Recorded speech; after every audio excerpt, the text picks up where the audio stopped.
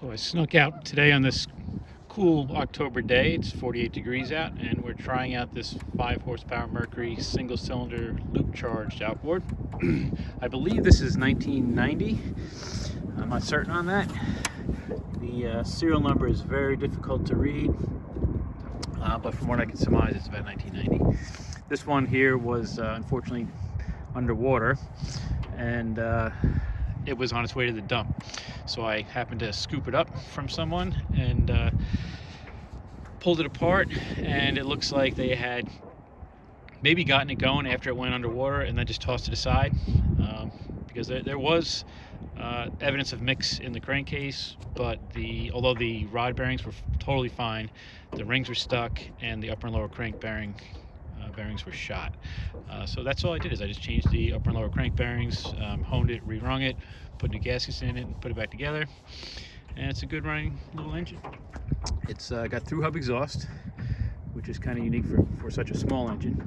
Again, it's single cylinder, and it's got forward, neutral, and reverse, which is great for a small outboard. It has a non-integral tank. There's no tank on it, which I actually prefer. There's one in the boat. It's very simple to operate: stop, choke, throttle, just like any other one. Dual clamp screws. It's a nice little engine. It's very light and it runs well. It idles better than I had suspected it might for a single cylinder loop charged engine, but I'm enjoying it today. So let's go for a ride.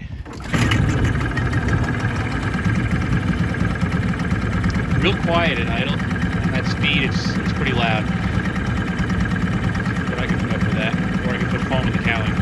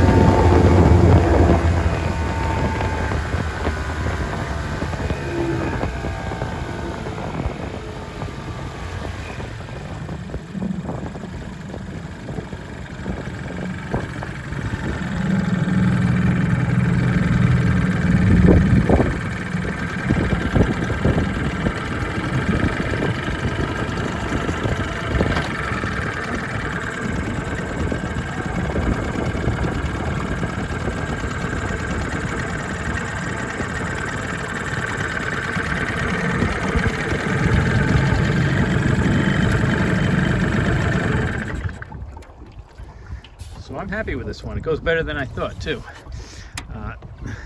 So this is definitely one of those ones you'd like to save. Again, lightweight, single cylinder, 5 horsepower, through hub exhaust, forward, neutral, reverse. I'm guessing a 1990 Mercury 5 horsepower.